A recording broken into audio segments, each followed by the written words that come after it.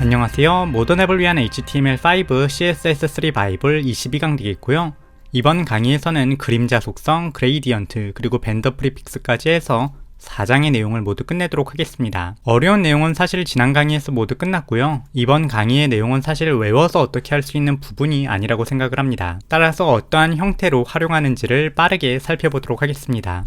CSS3부터는 글자 또는 박스에 그림자를 부여하는 속성이 추가되었습니다. 글자에 그림자를 추가를 할 때는 텍스트 섀도우 속성을 사용을 하고, 박스에 그림자를 부여할 때는 박스 섀도우라는 속성을 사용하게 됩니다. 책을 보시게 되면 지금 그림 4-97과 같은 형태로 입력하라고 나와 있지만 이게 그렇게 자주 사용하는 내용도 아닌데 이렇게 하나하나 다 외우는 것은 조금 힘듭니다. 물론 외울 수도 있겠지만요. 그래서 일반적으로 이러한 값을 생성해주는 도구를 사용하는 것이 편리합니다. 구글에서 CSS3 텍스트 섀도우 하고서 뒤에 온라인 등의 글자를 붙여주시게 되면 온라인에서 이러한 값을 생성해주는 사이트가 나오게 되는데요. 가장 위에 있는 사이트를 한번 선택해 보도록 하겠습니다. 사이트에 들어가게 되면 지금 왼쪽과 같이 무언가를 조절할 수 있는 곳이 있고, 오른쪽에 그 결과가 나오는 것을 볼 수 있습니다. 그래서 여기에서 여러 변화를 시각적으로 확인하면서 하나하나 결과를 넣어 보신 뒤에 아래에 있는 내용을 복사를 해서 사용해 주시면 됩니다. 한번 샘플 쪽에 있는 간단한 스타일을 하나 복사를 해 보도록 하겠고요. 요거를 가져와서 HTML 페이지에 복사해 주도록 하겠습니다. 일단 HTML 기본 구조를 만들도록 하겠고요. 이어서 내부에다가 h1 태그 하나를 넣어 주도록 하겠고, 내부에는 hello라는 글자를 넣어 주도록 하겠습니다. 이어서 스타일 태그를 지정을 하고 내부에다가 h1을 선택할 수 있는 선택자를 만든 다음에 방금 복사했던 값을 붙여 넣어 줍니다. 굉장히 길게 써져 있는데요. 요걸 프리뷰에서 보게 되면 지금 화면처럼 나오는 것을 볼 수 있습니다.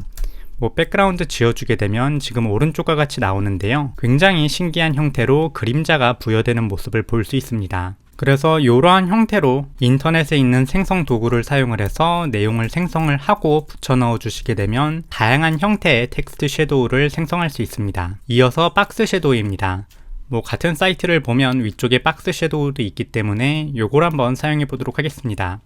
마찬가지로 왼쪽에 뭔가 드래그 할 수 있는 항목이 있고요. 여기에서 색상도 조정을 할 수 있고 add new를 추가를 해서 여러 종류의 박스 섀도우를 겹쳐 주실 수도 있습니다. 그래서 시각적으로 확인을 하면서 결과를 하나하나 만들어 주시면 됩니다. 마찬가지로 적당한 샘플 하나 가져와서 요거를 붙여 넣어 보도록 하겠습니다. 요 h1 태그를 div 태그 하나로 감싸 주도록 하겠고요. 이어서 div 태그를 선택할 수 있는 선택자를 만들고 붙여 넣어 주도록 하겠습니다.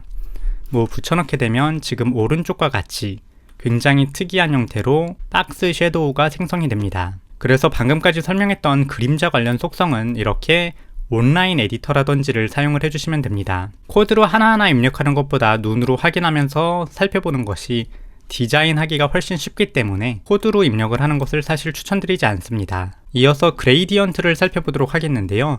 그레이디언트 같은 경우에는 요 사이트에도 있기는 한데 약간 사용이 어렵기 때문에 칼라질라라는 사이트를 사용해 보도록 하겠습니다. 칼라질라를 입력해서 들어가 주신 다음에 내부에서 울티메이트 그레이디언트 제너레이터를 사용을 해주시게 되면 지금 포토샵에서 입력할 수 있는 그레이디언트처럼 다양하게 색상을 지정하거나 그레이디언트 부분을 추가를 해서 다양한 형태를 넣어 주실 수 있습니다.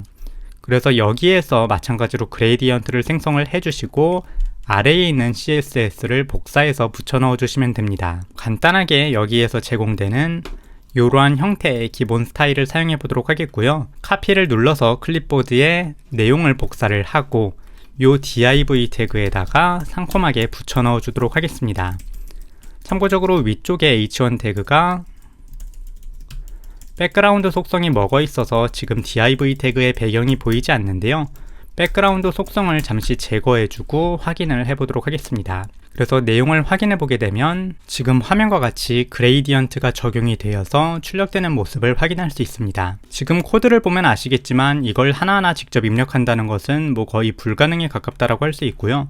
불가능은 아니겠지만 굉장히 쓸데없는 일이고요. 실제 웹 디자인을 하고 만드실 때는 어도비 XD라든지 스케치 같은 웹사이트의 디자인을 잡아주는 도구를 사용해서 와이어프레임이라는 걸 만들게 됩니다.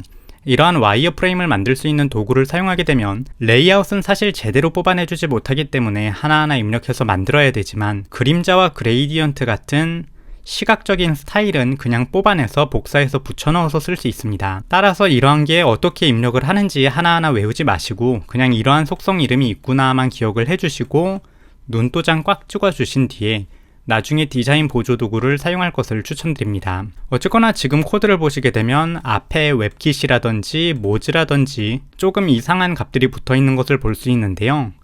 이러한 것들은 벤더 프리픽스라고 부르는 것입니다. 직역하게 되면 제조사, 접도사인데요. 표준으로 확정 제정된 기능이 아닐 때 해당 웹브라우저에서 실험적인 기능으로 어떤 속성을 사용할 때는 이러한 식으로 벤더 프리픽스를 붙여서 사용을 해야 됩니다. 웹킷을 기반으로 만들어진 웹브라우저는 웹킷, 모질라가 만든 웹브라우저는 모즈, 마이크로소프트가 만든 웹브라우저 같은 경우에는 앞에 MS 등이 들어가게 되는데요. 다만 2019년을 기준으로 마이크로소프트도 웹킷을 채택을 하고 모질라도 웹킷을 채택하는 등 다양한 변화가 있기 때문에 내년 정도에 이게 어떻게 될지 잘 알 수가 없기 때문에 일단은 그냥 이러한 것이 있구나 정도만 기억을 해주시면 좋겠습니다.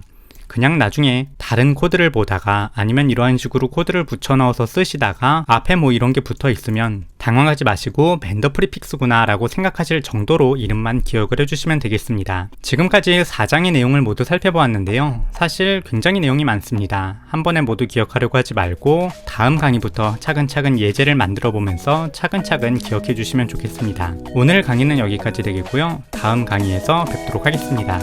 감사합니다.